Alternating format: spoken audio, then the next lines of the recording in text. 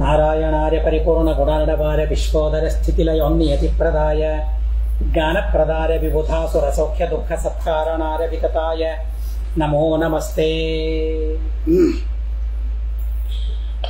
ಪಾಂಡವರು ಅಶ್ವಮೇಧ ಯಾಗವನ್ನು ಮಾಡಬೇಕು ಅಂತ ಸಿದ್ಧರಾಗಿದ್ದಾರೆ. ಕೃಷ್ಣ ಪರಮಾತ್ಮ ವೇದವ್ಯಾಸ ದೇವರು ಅಲ್ಲಿ ಉಪಸ್ಥಿತರಾಗಿದ್ದಾರೆ. ಅಶ್ವವನ್ನು ತೆಗೆದುಕೊಂಡು ಹೋಗುವುದಕ್ಕಾಗಿ ಅರ್ಜುನನಿಗೆ ಆದೇಶವಾಗಿದೆ. ಆದರೆ ಧರ್ಮರಾಜ ಹೇಳ್ತಾನೆ, ಯಾವ ಜನರಿಗೂ ಹಿಂಸೆ ಕೊಡಬಾರ್ದು.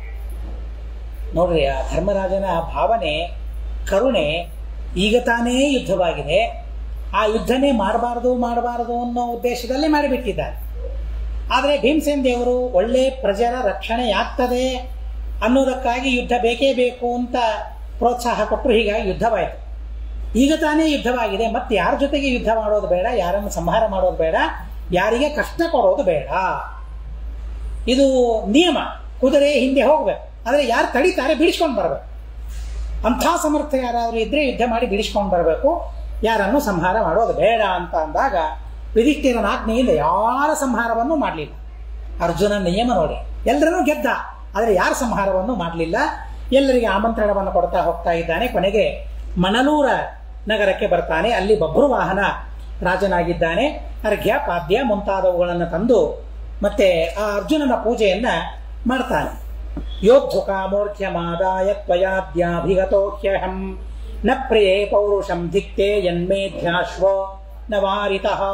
ಅರ್ಜುನ ಅಂತಾನೆ, ಯುದ್ಧ ಮಾಡೋದಕ್ಕಾಗಿ ಅಂತ ನಾನು ಬಂದಿದ್ದೇನೆ, ಶಸ್ತ್ರಾಸ್ತ್ರಗಳನ್ನು ಧಾರಣೆ ಮಾಡದೆ ನೀನಿದು ಅರಶಿನ ಕುಂಕುಮ ಮತ್ತೆ ಮಂತ್ರಾಕ್ಷತೆ ಹೂವು ನೀರು ಇವೆಲ್ಲ ತಂದಿದ್ದಿ, ಏನು ಇದರಿಂದ ಯುದ್ಧ ಮಾಡ್ತೀಯ ನೀನು ಹೇಳಿ ಅಂತ ಬೈತಾನೆ.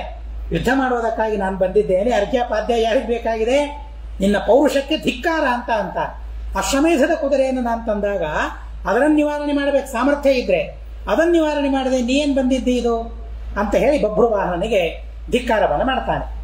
ತದಾಪಿ ಪಿತರ ಭಕ್ತೈನಂ ಅಯುಧ್ಯಂತ ಮುಲೂಪಿಕಾ ಪ್ರಾಹ ಯುದ್ಧತ್ಯ ಯತ್ಪ್ರೀತ್ಯೈ ಗುರೋ ಕಾರ್ಯಮ ಸಂಶಯಂ. ಅಷ್ಟೆಲ್ಲ ಚುಚ್ಚು ಮಾತುಗಳನ್ನು ಆಡ್ತಾ ಇದ್ರೂ ಕೂಡ ನಮ್ಮ ಅಪ್ಪನಲ್ವ ಅಂತ ಆ ಬಭ್ರುವಾಹನ ಯುದ್ಧ ಮಾಡೋದಿಲ್ಲ. ಭಾರಿ ಸಮರ್ಥ ಅವನು ಕೂಡ, ಯುದ್ಧ ಮಾಡೋದಿಲ್ಲ. ಯುದ್ಧ ಮಾಡದೇ ಇದ್ದಾಗ ಅಲ್ಲಿಯೇ ಇರುವ ಉಲೂಪಿಕಾ ಅವಳು ಹೇಳ್ತಾಳೆ, ನೋಡಪ್ಪ, ಅಪ್ಪ ಯುದ್ಧ ಮಾಡು ಅಂತ ಹೇಳ್ತಾ ಇದ್ದಾರೆ, ಅದರಿಂದ ಅವರಿಗೆ ಪ್ರೀತಿ ಆಗ್ತದೆ. ತಂದೆಯ ಮಾತನ್ನ ಕೇಳೋದರಿಂದ ತಂದೆಗೆ ಪ್ರೀತಿ ಆಗ್ತದೆ. ಆದ್ದರಿಂದ ಯಾವುದೇ ಸಂಶಯ ಪಡದೆ ಹೇಗೆ ಯುದ್ಧ ಮಾಡೋಣ ತಂದೆಯ ಜೊತೆಗೆ ಅಂತ ಸಂದೇಹ ಪಟ್ಟುಕೊಳ್ಳದೆ ಅವಶ್ಯವಾಗಿ ಯುದ್ಧವನ್ನ ಮಾಡು. ಪ್ರೀಣನಾರೈವ ಯುದ್ಧಸ್ವ ಪಿತ್ರೇ ಸಂದರ್ಶರನ್ ಬಲಂ ಇತ್ಯುಕ್ತೋ ಯುಧೇ ಪಿತ್ರ ಬಲಂ ಸರ್ವಂ ಪ್ರದರ್ಶರನ್. ಈಗ ನೀನು ಎಷ್ಟು ಸಮರ್ಥ ಎಷ್ಟು ಬಲವಂತ ಅಂತ ತಂದೆಗೆ ಗೊತ್ತಾಗ್ಬೇಕು ತಾನೆ. ಅದು ಯಾವಾಗ ಗೊತ್ತಾಗ್ತದೆ? ಯುದ್ಧ ಮಾಡಿದ್ರೆ ಗೊತ್ತಾಗ್ತದೆ, ಇಲ್ಲದೆ ಹೇಳಿದ್ರೆ ಹೇಗೆ ಗೊತ್ತಾಗೋದು? ಆದ್ದರಿಂದಾಗಿ ತಂದೆಯನ್ನು ಸಂತೋಷಪಡಿಸೋದಕ್ಕಾಗಿ ನಿನ್ನ ಬಲ ಪ್ರದರ್ಶನ ಮಾಡ್ತಾ ಯುದ್ಧವನ್ನ ಮಾಡು, ಎಲ್ಲ ಬಲವನ್ನು ತೋರಿಸು, ನಿನ್ನ ಸಮಗ್ರ ಬಲವನ್ನು ತೋರಿಸಿ ಯುದ್ಧವನ್ನ ಮಾಡಿ ತಂದೆಯನ್ನು ಸಂತೋಷಪಡಿಸು ಅಂತ ಹೇಳ್ತಾರೆ. ಅರ್ಜುನಸ್ತು ಸುತ ಸ್ನೇಹಾನ್ ಮಂದಂ ಯೋಧರತಿ ಸ್ಮಯನ್ ಸತು ಸರ್ವಾಯುಧ ಆಕ್ಷೇಪೇಪ್ಯವಿಕಾರಂ ಧನಂಜಯಂ ದೃಷ್ಟ್ವಾ ಬಾಲ್ಯಾತ್ ಪರೀಕ್ಷಾದೈ ಮಂತ್ರಪೂತಂ ಮಹಾಶರಂ ಚಿಕ್ಷೇಪ ಪಿತ್ರೇ ದೈವೇನ ತೇನೈನಂ ಮೋಹ ಆವಿಶತ. ಆ ಸಂದರ್ಭದಲ್ಲಿ ಜೋರಾಗಿ ಬಭ್ರುವಾಹನ ಯುದ್ಧ ಮಾಡ್ತಾ ಇದ್ದಾನೆ ಘೋರವಾಗಿ. ಅರ್ಜುನ ಮಾತ್ರ ನನ್ನ ಮಗ ಅಲ್ಲ ಅನ್ನೋದಕ್ಕಾಗಿ ಮೃದುವಾಗಿ ಯುದ್ಧ ಮಾಡ್ತಾ ಇದ್ದಾನೆ. ನಾನು ಸೋತೆ ಅಂತ ಆಗಲಿ, ಅವನ ಬಲ ಪ್ರಕಟವಾಗಲಿ ಅಂತ ಹೇಳಿ ಮೃದುವಾಗಿ ಅರ್ಜುನ ಯುದ್ಧ ಮಾಡ್ತಾ ಇದ್ದಾನೆ. ಇವನೆಷ್ಟೇ ಪ್ರಯೋಗ ಮಾಡ್ತಾ ಇದ್ರು ಕೂಡ ಅರ್ಜುನನಿಗೆ ಯಾವುದೇ ರೀತಿಯಾದ ವಿಕಾರ ಆಗ್ತಾ ಇಲ್ಲ.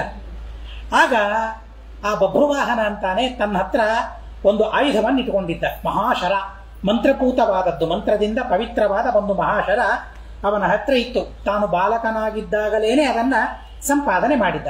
ಅಂತ ದೊಡ್ಡದಾದ ಬಾಣವನ್ನ ಅರ್ಜುನನಿಗೆ ಬಿಟ್ಟು ಬಿಡ್ತಾನೆ. ಬಿಟ್ಟಾಗ ಅದರಿಂದ ಅರ್ಜುನ ಮೂರ್ಛಿತನಾಗಿ ಬಿದ್ದು ಬಿಡ್ತಾನೆ. ಮೂರ್ಛಿತಂ ತಂ ಗುರುಂ ದೃಷ್ಟ್ವಾ ತದ್ಭಕ್ತ್ಯಾ ಭೃಷ ದುಃಖಿತಃ ಪ್ರಾಯೋಪವಿಷ್ಟಸ್ತನ್ಮಾತಾ ವಿಲಲಾಪಾತಿ ದುಃಖಿತ. ತನ್ನ ತಂದೆ ಮೂರ್ಛಿತನಾದದ್ದನ್ನು ನೋಡ್ತಾರೆ ಬಭ್ರುವಾಹನ. ತಂದೆಯ ಮೇಲೆ ಭಕ್ತಿಯಿಂದ ಭಾರೀ ದುಃಖ ತಂದೆಗೆ ಆಗ್ತದೆ. ಆ ಸಂದರ್ಭದಲ್ಲಿ ಅವಳ ತಾಯಿ, ಬಭ್ರುವಾಹನನ ತಾಯಿ, ಅರ್ಜುನನ ಹೆಂಡತಿ ಚಿತ್ರಾಂಗದ ಭಾರೀ ದುಃಖದಿಂದ ಅತಿ ದುಃಖಿತವಾಗಿ ವಿಲಾಪವನ್ನು ಮಾಡಲಿಕ್ಕೆ ಪ್ರಾರಂಭ ಮಾಡ್ತಾಳೆ. ವಿಜಗರಹ ತದೋಲೋಪೀಂ ದಿಗ್ಜಗತ್ರಯ ಪೂಜಿತಂ ಅಜೀಘನೋ ಮೇ ಭರ್ತಾರಂ ಪುತ್ರೇಣ ಇವ ವಿಜಾನತ. ಬರೀ ದುಃಖ ಪಡೋದಿಷ್ಟೇ ಅಲ್ಲ, ಉಲೂಪಿಗೆ ಧಿಕ್ಕಾರ ಮಾಡ್ತಾಳೆ, ನಿಂದೆ ಮಾಡ್ತಾಳೆ. ಜಗತ್ರಯದಲ್ಲಿ ನನ್ನ ಪತಿ ಪೂಜಿತ, ಅವನ ಪೂಜೆಯನ್ನು ಮಾಡ್ತಿದ್ರು. ಅಂಥ ನನ್ನ ಗಂಡನನ್ನ ಮಗನಿಂದಲೇನೆ ನೀನು ಕೊಲ್ಲಿಸಿಬಿಟ್ಟಿದ್ದೆ ಅಜ್ಞಾನದಿಂದ ಅಂತ ಹೇಳಿ ನಿಂದೆ ಮಾಡ್ತಾಳೆ. ಲೋಕವೀರಂ ಪತಿಂ ಹತ್ವ ನಮೇ ಕಾರ್ಯಂ ಸುತೇನ ಚ ಪತಿಲೋಕಮಹಂ ಯಾಸ್ಯೆ ತೃಪ್ತ ಭವ ಕಲಿಪ್ರಿಯೇ. ನೀನು ಕಲಿಪ್ರಿಯಳು. ಕಲಿ ಅಂದ್ರೆ ಏನು? ಈ ಕಲಿ ಅಲ್ಲ, ಕಲಿ ಅಂದ್ರೆ ಯುದ್ಧ ಅಂತ ಅರ್ಥ. ಯುದ್ಧ ಅಂದ್ರೆ ನನಗೆ ಪ್ರೀತಿ ಅಲ್ಲ. ಆಯ್ತು, ನನ್ನ ಪತಿ ಹೋಗಿದ್ದಾನೆ, ಈಗ ನಾನೇನ್ ಮಾಡಲಿ? ಲೋಕವೀರನಾದ ಪತಿಯನ್ನ ಬಿಟ್ಟು ನನಗೇನು ಕೆಲಸ ಇದೆ? ಮಗನಿಂದ ನನಗೇನು ಕೆಲಸ ಇಲ್ಲ ಅಂತ ಹೇಳ್ತಾರೆ. ಸುತೇನ ಕಿಂ, ಮಗನಿಂದ ನನಗೇನು ಕೆಲಸ? ನಾನಿರಬೇಕಾದದ್ದು ನನ್ನ ಪತಿಯ ಜೊತೆಗೆ. ಹೀಗಾಗಿ ಪತಿ ಇಲ್ಲ, ನಾನು ಪತಿಯ ಲೋಕಕ್ಕೆ ಹೋಗ್ತೇನೆ, ಸಹಗಮನವನ್ನ ನಾನು ಮಾಡಿಕೊಳ್ತೇನೆ ಅಂತ ಸಿದ್ಧರಾಗ್ತಾಳೆ. ಇತ್ಯುಕ್ತ್ವಾಮರನಾರೈವ ತಾಂದಿ ನಿಶ್ಚಿತ ಮಾನಸಾಂ ಧರಾಯಾಂ ವಿಲುಠಂತೀಂಚ ದೃಷ್ಟ್ವಾ ಭುಜಗನಂದಿನಿ. ಈ ರೀತಿಯಾಗಿ ಹೇಳಿ ಮರಣಕ್ಕೆ ಸನ್ನದ್ಧಳಾದ ಆ ಚಿತ್ರಾಂಗದೆಯನ್ನು ನೋಡ್ತಾಳೆ. ನೆಲದ ಮೇಲೆ ಹೊರಳಾಡ್ತಾ ಇರ್ತಾಳೆ. ಅಷ್ಟು ದುಃಖ ಅವಳಿಗಾಗಿರ್ತದೆ. ಅಷ್ಟು ದುಃಖ ಆಗಿರುವ ಅವಳಿಗೆ ಭುಜಗನಂದಿನಿ ಅಂದರೆ ಹಾವಿನ ಮಗಳು ಅವಳು, ಸರ್ಪ ಇವಳು ನಾಗಕನ್ನಿಕೆಯವಳು, ಉಲೂಪಿ. ಅಂತಹ ನಾಗಕನ್ನಿಕೆಯಾದ ಉಲೂಪಿ ಆ ಚಿತ್ರಾಂಗದೆಯ ಜೊತೆಗೆ ಮಾತನಾಡ್ತಾಳೆ. ನಾಗಲೋಕಾತ್ ಸಮಾದಾಯ ವಿಶಲ್ಯ ಕರಣೀಂ ಕ್ಷಣಾತ್ ಉತ್ಥಾಪಯಾಮಾಸ ಪತಿಂ ತ್ರಿಲೋಕಾಧಿರಥಂ ತಯಾ. ಕ್ಷಣದಲ್ಲಿಯೇನೇ ನಾಗಲೋಕಕ್ಕೆ ಹೋಗಿ ಅಲ್ಲಿ ವಿಶಲ್ಯಕರಣಿ ಅಂತ ಒಂದು ವನಸ್ಪತಿ, ಒಂದು ಔಷಧ, ಆ ಔಷಧವನ್ನು ತರ್ತಾಳೆ. ಆ ಔಷಧದಿಂದ ಅರ್ಜುನನನ್ನು ಎಬ್ಬಿಸ್ತಾಳೆ. ಮೂರ್ಛೆ ಬಂದಿತ್ತು, ದೀರ್ಘವಾದ ಮೂರ್ಛೆ ಬಂದಿತ್ತು. ಆ ಔಷಧವನ್ನು ಕೊಟ್ಟು ಅರ್ಜುನನಿಗೆ ಎಚ್ಚರಿಕೆ ಬರುವಂತೆ ಮಾಡ್ತಾಳೆ ಆ ಉಲೂಪಿ ದೇವಿ. ತ್ರಿಲೋಕಾಧಿರಥ ಅವನು, ಆದರೂ ಬಭ್ರುವಾಹ ಅವನನ್ನು ಮೂರ್ಛೆಗೊಳಿಸಿದ ಅಂತ ಅನ್ನೋದೇ ಇಲ್ಲಿ ವಿಶೇಷ. ಪ್ರಹಸ್ಯೋವಾಚ ತದಾ ಶ್ರುತಂ ವಾಕ್ಯಂ ಪುರಾಮಯ ಸುರಲೋಕೆ ಸುರೈ ಪ್ರೋಕ್ತಂ ಭೀಷ್ಮಾದ್ಯ ನಾಪಿ ಧರ್ಮತಃ. ಆವಾಗ ಉಲೂಪಿ ನಕ್ಕು ಅವಳ ಜೊತೆಗೆ ಮಾತಾಡ್ತಾಳೆ. ಯಾಕೆ ನಾನು ನಿನ್ನ ಮಗನಿಗೆ ಅರ್ಥಾತ್ ಬಭ್ರುವಾಹನನಿಗೆ ಯುದ್ಧ ಮಾಡು ಅಂತ ಹೇಳಿದೆ? ಅರ್ಜುನನ ಜೊತೆಗೆ ಸಂಹಾರ ಮಾಡಿಸ್ಬೇಕು ಅಂತ ಅಪೇಕ್ಷೆ ಅಲ್ಲ, ಅರ್ಜುನನಿಗೆ ಕಷ್ಟ ಕೊಡಬೇಕು ಅಂತ ಅನ್ನೋ ಅಪೇಕ್ಷೆಯೂ ಇಲ್ಲ. ನಾನು ಯಾಕೆ ಹಾಗೆ ಹೇಳಿದೆ ಅಂತಂದ್ರೆ, ದೇವತೆಗಳ ಲೋಕದಲ್ಲಿ ನಾನು ಹೋದಾಗ ಅವರ ಸಭೆಗೆ ಹೋಗಿದ್ದೆ. ಆ ಸಭೆಯಲ್ಲಿ ನಾನೊಂದು ಮಾತು ಕೇಳಿದೆ. ದೇವತೆಗಳಾಡಿಕೊಳ್ಳುವ ಮಾತನ್ನ ನಾನು ಕೇಳಿದೆ. ಏನಾ ಮಾತು ಅಂತಂದ್ರೆ, ಭೀಷ್ಮಾದ್ಯ ನಾತಿಧರ್ಮತಃ ಯದ್ಧತಾಸ್ತೇನ ದೋಷೇಣ ಪಾರ್ಥಸ್ತೇನಾತಿ ವೇದನ ಮರಣೆ ವ್ರಜೇದಿತಿ ನ ತತ್ಪಾತಸ್ಯಾದಿತಿ ವಚನಾದೇವ ದೇವಾನಾಂ ಯುದ್ಧೇತ್ಮಜಮಬ್ರುವನ್. ದೇವತೆಗಳು ಮಾತಾಡಿಕೊಳ್ತಾ ಇದ್ರು. ಮಾತಾಡಿಕೊಳ್ಳುವಾಗ ಅರ್ಜುನನ ಪ್ರಸಕ್ತಿ ಬಂತು. ಅರ್ಜುನ ಭೀಷ್ಮಾದಿಗಳನ್ನು ಸಂಹಾರ ಮಾಡಿದ, ಅದು ಧರ್ಮವೇ, ಆದರೆ ಅತಿ ಧರ್ಮ ಅಲ್ಲ. ಶ್ರೀಮದಾಚಾರ್ಯ ಹೇಳ್ತಾರೆ, ಭೀಷ್ಮಾದ್ಯ ನಾತಿ ಧರ್ಮತಃ ಹತಾಹ. ಧರ್ಮ ಏನು ಅತಿ ಧರ್ಮ ಏನು ಮತ್ತೆ ಅಲ್ಲಿ? ಆದರೆ ಭೀಷ್ಮಾದಿಗಳು ದುರ್ಯೋಧನನ ಅನುಯಾಯಿಗಳಾದರು, ಅವರನ್ನು ಅನುಸರಿಸಿದರು. ಹೀಗಾಗಿ ಅವರನ್ನು ಸಂಹಾರ ಮಾಡಿದ್ದಕ್ಕಾಗಿ ಅದು ಧರ್ಮವೇ, ಪಾಪ ಅಲ್ಲ. ಆದರೆ ಅವರು ವೈಷ್ಣವರಲ್ಲ, ಏನಿದ್ರು ವಿಷ್ಣು ಭಕ್ತರು, ದೇವತೆಗಳಲ್ವ ಅವರೆಲ್ಲ, ಸಾಮಾನ್ಯರೇ ಅವರು ಅಲ್ಲ. ವೈಷ್ಣವರಾದದ್ದರಿಂದಾಗಿ, ವೈಷ್ಣವರ ಸಂಹಾರ ಆದದ್ದರಿಂದಾಗಿ ಅದು ಅತಿ ಧರ್ಮ ಅಲ್ಲ. ಧರ್ಮ ಹೌದು, ಅತಿ ಧರ್ಮ ಅಲ್ಲ. ಅಲ್ಲಿಯೂ ತಾರತಮ್ಯ. ಮತ್ತೆ ಬರೀ ಧರ್ಮ ಅಂತ ನಾವು ತಿಳಿತೇವೆ, ಆದರೆ ಅತಿ ಧರ್ಮ ಅದು ಹೇಗೆ ಅಂದರೆ, ಸುಮ್ಮನೆ ಉದಾಹರಣೆಗೆ ತಿಳಿಯೋದಾದರೆ, ಏಕಾದಶಿ ಒಂದೇ ದಿವಸ ಉಪವಾಸ ಮಾಡಿದರೆ ಅದು ಧರ್ಮ. ದಶಮಿ ಸಾಯಂಕಾಲ, ದ್ವಾದಶಿ ಸಾಯಂಕಾಲ. ಸಾಯಂಕಾಲ ಅಂದರೆ ಬರೀ ಸಾಯಂಕಾಲ ಮಧ್ಯಾಹ್ನ ತಿನ್ನೋದು ಅಂತ ಅಲ್ಲ. ದಶಮಿ ಒಂದು ಹೊತ್ತು, ದ್ವಾದಶಿ ಒಂದು ಹೊತ್ತು, 2 ದಿವಸ ಉಪವಾಸ ಉಳಿದದ್ದು. ಏಕಾದಶಿ ಪೂರ್ಣ ಉಪವಾಸ. ಇದೇನಿದೆಯಲ್ಲ, ಇದು ಅತಿ ಧರ್ಮ ಇದ್ದ ಹಾಗೆ. ಸುಮ್ಮನೆ ವಿಚಾರ ಮಾಡಿ ಧರ್ಮ ಯಾವುದು ಅತಿ ಧರ್ಮ ಯಾವುದು ಅಂತ ಅನ್ನೋದಾದರೆ, ಏಕಾದಶಿ ಒಂದು ದಿವಸ ಉಪವಾಸ ಮಾಡಿದರೆ ಧರ್ಮ. ತ್ರಿದಿನ ದಶಮಿ ಒಂದು ಹೊತ್ತು ಊಟ ಮಾಡಿ, ಆಮೇಲೆ ದ್ವಾದಶಿ ಒಂದು ಹೊತ್ತು ಊಟ ಮಾಡಿ ಉಪವಾಸ ಇದ್ರೆ 3 ದಿವಸದ ವ್ರತ ಆಗ್ತದೆ. ಅದು ಯದ್ಯಪಿ ದಶಮಿ ದ್ವಾದಶಿ ಊಟ ಮಾಡಿದರೂ ಕೂಡ ಅದು ಉಪವಾಸ ಕೆಳಗೆ ಲೆಕ್ಕ ಅಂತೆ. 8 ದಿವಸ ಉಪವಾಸವನ್ನು ಮಾಡಿದ ಅಂದ್ರೆ ತ್ರಿದಿನ ಉಪವಾಸ. ಎಲ್ಲಿ ಉಪವಾಸ ಮಾಡಿದ್ದಾನೆ? ದಶಮಿ ದ್ವಾದಶಿ ಮಾಡೇ ಇಲ್ಲಲ್ಲ ಅಂತಂದ್ರೆ, ಒಂದು ಹೊತ್ತು ಊಟ ಮಾಡಿ ನೀರು ಕೊಡಬಿಟ್ರೆ ಮತ್ತೇನು ತೆಗೆದುಕೊಳ್ಳಿಲ್ಲ ಅಂದ್ರೆ ಅದು ಉಪವಾಸನೆ. ಹೀಗಾಗಿ ಇದನ್ನ ತ್ರಿದಿನ ವ್ರತ ಅಂತ ಕರೀತಾರೆ. ಹಾಗೆ ಮಾಡಿದರೆ ತ್ರಿದಿನ ಉಪವಾಸ ಅಂತ ಇದನ್ನ ಕರೀತಾರೆ. ಈಗ 4 ದಿವಸ ಉಪವಾಸ ಆಗ್ತದೆ. 4 ದಿವಸ ಉಪವಾಸ ಆಗ್ತದೆ. ಕೆಲವರೇನೋ ಪ್ರಚಾರ ಮಾಡ್ತಾ ಇದ್ದಾರೆ, ಅದು 2 ಉಪವಾಸ ಇಲ್ಲೇ ಇಲ್ಲ, ಅದು ಸುಳ್ಳು, ಅದು ಬರೋದೇ ಇಲ್ಲ, ಅದು ಧರ್ಮ ಅಲ್ಲ, ಮಾಡಬೇಡ್ರಿ ಅಂತ ಹೊಡ್ಕೊಳ್ತಾ ಇದ್ದಾರೆ. ಏನು ಸಂಬಂಧ ಇಲ್ಲ. 2 ಉಪವಾಸ ಮಾಡಬೇಕು, ಮಾಡಲೇಬೇಕು, ಕಡ್ಡಾಯ, ಅತಿರಿಕ್ತ. ಕೆಲವರಿಗೆ ಅತಿರಿಕ್ತ ಬರದೇ ಇದ್ದ ಹಾಗೆ ಮಾಡ್ಕೊಂಡು ಬಿಟ್ಟಿದ್ದಾರೆ. ಇಲ್ಲ, ಅತಿರಿಕ್ತ ಏನಿದ್ರೂ ಪಂದ್ಯ ಬರ್ತದೆ, ಎಲ್ಲರಿಗೂ ಪಂದ್ಯ ಬರ್ತದೆ. ಅದು ಗೊತ್ತಿಲ್ಲ ನನಗೆ. ಆದರೆ ನಮಗೆ ಬಂದಿದೆ, ಹೀಗಾಗಿ ಎಲ್ರಿಗೂ ಬಂದ ಹಾಗೆ ನಾವು ತಿಳಿಯಬೇಕು ಅಷ್ಟೇ. ಹೀಗಾಗಿ ಆ ಅತಿರಿಕ್ತ ಉಪವಾಸ ಇದೆ. ಶ್ರೀಮದಾಚಾರ್ಯ ಹೇಳಿದ್ದಾರೆ, ಕೃಷ್ಣಾವರ್ತ ಮಹಾನವದಲ್ಲಿ ಹೇಳಿದ್ದಾರೆ, ಅತಿರಿಕ್ತ ನೋಪೋಷಯೇದ್ಯದಿ ದ್ವಾದಶೀರ್ಹಂತಿ. ಆ ಅತಿರಿಕ್ತ ಉಪವಾಸವನ್ನು ಮಾಡಲಿಲ್ಲ ಅಂದರೆ ಅವನ 12 ಏಕಾದಶಿ ಉಪವಾಸ ಮಾಡಿದ ಫಲ ನಷ್ಟವಾಗಿಬಿಡ್ತದಂತೆ. ಅದರಿಂದಾಗಿ ಅವರವರ ಯೋಗ್ಯತೆ, ರೋಗ ಇತ್ಯಾದಿಗಳು, ಶಕ್ತಿ ಅಶಕ್ತರಾದಾಗ, ಗರ್ಭಿಣಿ, ಸೂತಿಕ, ಬಾಲ, ತೀರ್ಥಯಾತ್ರಾ ಕೃತಶ್ರಮ, ಆಮೇಲೆ 80 ಮೀರಿದವರು, 8ರ ಒಳಗೆ ಇದ್ದವರು, ಇವರಿಗೆಲ್ಲ ಅಲ್ಪ ಉಪಹಾರವನ್ನು ಹೇಳಿದ್ದಾರೆ. ಕಾಲು ಭಾಗ ಮಾತ್ರ ತಿನ್ನಬೇಕು ಅಂತ ಹೇಳಿದ್ದಾರೆ. ತಿನ್ನೋದು ಅಂತ ಅವಕಾಶ ಕೊಟ್ಟಿದ್ದಾರೆ ಅಂತ ಹೇಳಿ ಎಲ್ಲ ತಿನ್ನೋದು ಅಂತ ಅಲ್ಲ. ಎಷ್ಟು ತಿನ್ನಬೇಕು ಅಂತಂದ್ರೆ ಕಾಲು ಭಾಗ ಮಾತ್ರ. ಸ ಪಾದ ಮಾತ್ರಂ ಕುರ್ವೀತ. ಪಾದ ಭಾಗ ದಿವಸ ಎಷ್ಟು ತಿಂತೀವಲ್ಲ ಅದರ ಕಾಲು ಭಾಗ. ದಿವಸ ಎಷ್ಟು ತಿನ್ನಬೇಕು? 1 ಹೊತ್ತು ಊಟ ಕೂತ್ರೆ 32 ತುತ್ತು. ಅದರ ಕಾಲು ಭಾಗ ಅಂದ್ರೆ ಎಷ್ಟಾಯ್ತು? 8 ತುತ್ತುಗಳನ್ನು ಮಾತ್ರ ಏಕಾದಶಿ ದಿವಸ ತಿನ್ನಬೇಕು ಅಶಕ್ತರಾದವರು.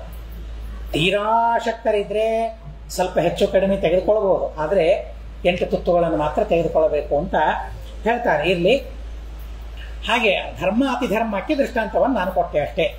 ಹೀಗಾಗಿ ಭೀಷ್ಮಾದಿಗಳನ್ನು ಸಂಹಾರ ಮಾಡಿದರು. ಯಾರು ಸಂಹಾರ ಮಾಡಿದ್ರು? ಅರ್ಜುನ. ಅದು ಧರ್ಮ ಹೌದು, ಆದರೆ ಅತಿ ಧರ್ಮ ಅಲ್ಲ. ಅತಿಧರ್ಮದಿಂದ ಸಂಹಾರ ಮಾಡಲಿಕ್ಕಾಗಲಿಲ್ಲ. ಆದ್ದರಿಂದಾಗಿ ಆ ದೋಷ ಅರ್ಜುನನಿಗೆ ಇದೆ. ನೋಡ್ರಿ, ಅತಿ ಧರ್ಮ ಮಾಡಲಿಲ್ಲ ಅನ್ನೋದಕ್ಕಾಗಿ ಅರ್ಜುನನಿಗೆ ದೋಷ ಇದೆ. ನೋಡ್ರಿ, ನಾವು ದಶಮಿ, ದ್ವಾದಶಿ 2, 3 ತಿಂತೀವಲ್ಲ, ದೋಷ ಇದೆ ಅದರಿಂದ. ಆದರೆ ಅದು ಪರಿಹಾರ ಹೇಗೆ ನನಗೆ ಗೊತ್ತಿಲ್ಲ. ಪರಿಹಾರ ಮಾಡ್ಕೊಳ್ಬೇಕು. ಆದರೆ ಇಲ್ಲಿ ಪರಿಹಾರ ಹೇಳ್ತಾರೆ.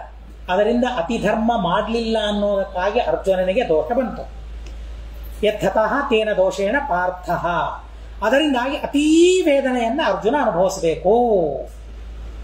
ನೋಡ್ರಿ, ಭೀಷ್ಮಾದಿಗಳನ್ನ ಅತಿ ಧರ್ಮದಿಂದ ಸಂಹಾರ ಮಾಡಲಿಲ್ಲ ಅನ್ನೋದಕ್ಕಾಗಿ ಯುದ್ಧದಲ್ಲಿ ಅತಿಯಾದ ವೇದನೆಯನ್ನ ಅರ್ಜುನ ಅನುಭವಿಸಬೇಕು ಅಂತ ದೇವತೆ ಲೋಕದಲ್ಲಿ ಸಭೆಯಲ್ಲಿ ತೀರ್ಮಾನ ಮಾಡಿದರು.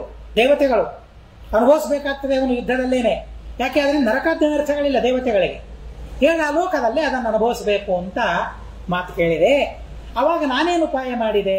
ಉಲೂಪಿ ಹೇಳ್ತಾ ಇದ್ದಾರೆ. ನೋಡಿ, ಅರ್ಜುನನ ಮೇಲೆ ಅವಳಿಗೆ ಎಷ್ಟು ಗೌರವ. ನಾನು ವಿಚಾರ ಮಾಡಿದೆ, ಆ ವೇದನೆ ಯಾರಿಂದೋ ಆದರೆ ಯಾಕೆ ಮಗನಿಂದೇ ಆ ಯಾತನೆಯನ್ನು ಅನುಭವಿಸಿಬಿಟ್ರೆ 2 ಆಯ್ತಲ್ಲ. ಯಾತನೆಯೂ ಆಯಿತು, ಅಗೌರವ ಆಗಲಿಲ್ಲ, ಅರ್ಜುನನಿಗೆ ಅವಮಾನವಾಗಲಿಲ್ಲ. ಮತ್ತಾರಿಂದಲೇ ಆ ಯಾತನೆಯನ್ನು ಅನುಭವಿಸಿದರೆ, ಆ ಸೋಲನ್ನು ಅನುಭವಿಸಿದರೆ ಅರ್ಜುನನಿಗೆ ಮತ್ತೆಷ್ಟು ಯಾತನೆ ಆಗಬೇಕು. ಆದ್ದರಿಂದ ಆ ಯಾತನೆ ಮಗನಿಂದಲೇ ಆಗಲಿ ಅಂತನ್ನೋ ಉದ್ದೇಶದಿಂದ ನಾನು ಯುದ್ಧ ಮಾಡು ಅಂತ ಹೇಳಿದೆ ಅಷ್ಟೇ ಹೊರತು ನಾನೇನು ಅರ್ಜುನನನ್ನು ಸಂಹಾರ ಮಾಡಿಸಬೇಕು ಅಥವಾ ಮೂರ್ಛೆಗೊಳಿಸಬೇಕು ಅಂತ ನನ್ನ ಅಭಿಪ್ರಾಯ ಇದ್ದಿದ್ದಿಲ್ಲ. ದೇವಾನಾಮೇವ ಸಂಕಲ್ಪಾನ್ ಮೂರ್ಛಿತಶ್ಚ ಅರ್ಜುನೋ ಭವತ ಭುಕ್ತ ದೋಷ ಫಲಶ್ಚಾರಂ ಪುನರ್ಭೋಕ್ಷತಿ. ನಾಣ್ಯತಃ ದೇವತೆಗಳ ಸಂಕಲ್ಪದಿಂದ ಅರ್ಜುನ ಮೂರ್ಛಿತನಾಗಿದ್ದಾನೆ. ಈಗ ಭುಕ್ತ ದೋಷ ಫಲ. ನೋಡ್ರಿ, ತನ್ನ ದೋಷದ ಫಲವನ್ನ ಅರ್ಜುನ ಭೋಗ ಮಾಡಿ ಆಯ್ತು. ತ್ರಿಲೋಕಾಧಿಪತಿ ದೋಷ ಅಂತ ಅಂತಾರೆ. ಆದರೆ ಕೆಲವರು ನಮ್ಮವರೇ ಹೇಳಿದ್ದಾರೆ ಅಂತ ಕೇಳಿದ್ದೇನೆ, ನಾನು ಸ್ಪಷ್ಟವಾಗಿ ಕೇಳಿಲ್ಲ.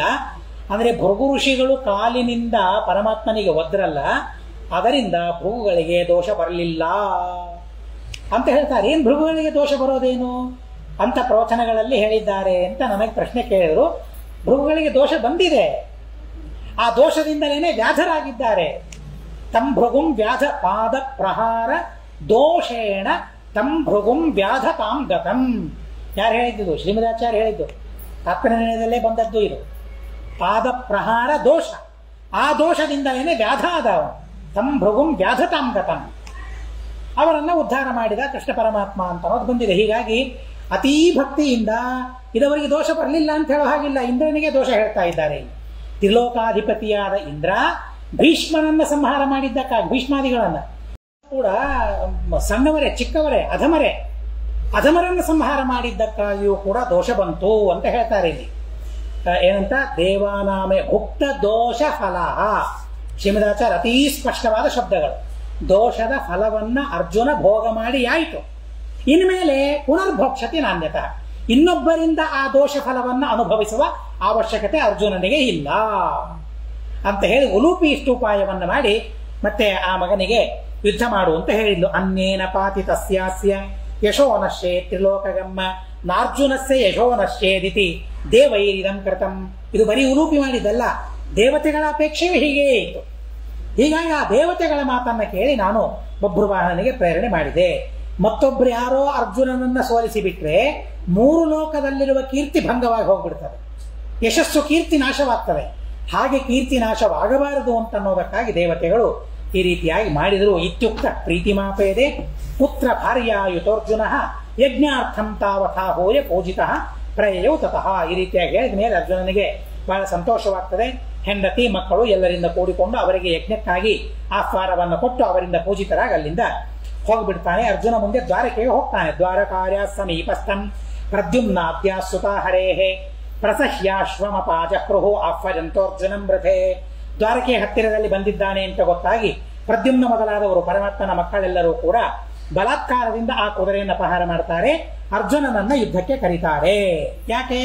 ಸುಭದ್ರಾಹರ ನಮ್ಮಾರ್ಷ್ಟುಂ ನೀತೇಶ್ವೇ ತೈರ್ಧನಂಜಯ ಗೌರವಾದ್ವಾಸುದೇವಸ್ಯ ಮಾತುಲಸ್ಯ ಚ ಕೇವಲಂ ಮಾತುಲಾಯ ಬ್ರವೀದಶ್ವಂ ಭೃತಂ ಪೌತ್ರೈರಬಂಧುವತ ಸನಿರ್ಭತ್ಸ ಕುಮಾರಾಸ್ತಾನ್ ಮೇಧ್ಯಮಶ್ವಮೋಚಯತ. ಸುಭದ್ರಾಪಹರಣವನ್ನು ಮಾಡಿದ್ದಾನೆ ಅರ್ಜುನ.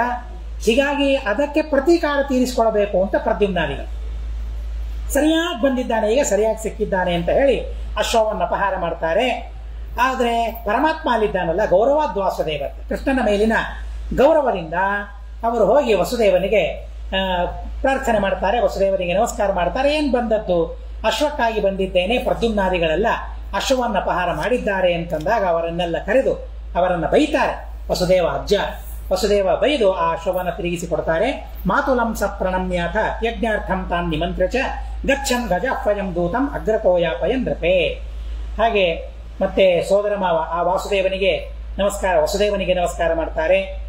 ಮತ್ತೆ ಅವರನ್ನೆಲ್ಲ ಯಜ್ಞಕ್ಕೆ ಕರೀತಾರೆ, ಆಹ್ವಾನವನ್ನು ಕೊಡ್ತಾರೆ. ಹಸ್ತಿನಾವತಿಗೆ ಹೋಗ್ತಾ ಹೋಗ್ತಾ ಮೊದಲಿಗೆ ದೂತರನ್ನ ಧರ್ಮರಾಜನ ಹತ್ತಿರ ಅರ್ಜುನ ಕಳಿಸ್ತಾನೆ. ಸಕೃಷ್ಣ ಸಹ ಸೋದರ್ಯ ಶರತ್ವಾಸೌ ಪ್ರಾಪ್ತಮರ್ಜುನಂ ಪ್ರೀತೋ ಬಾಷ್ಪಾಪಿ ಪೂರ್ಣೋಕ್ಷೋ ಭ್ರಾತು ಸ್ನೇಹ ದಭಾಷತ ವಾಸುದೇವ ನ ಪಶ್ಯಾಮಿ ದುರ್ಲಕ್ಷಣವಥಾರ್ಜುನೆ ಕೇನ ದುರ್ಲಕ್ಷಣೇನಾಜಂ ಬಹು ದುಃಖಿ ಪ್ರವಾಸಗ.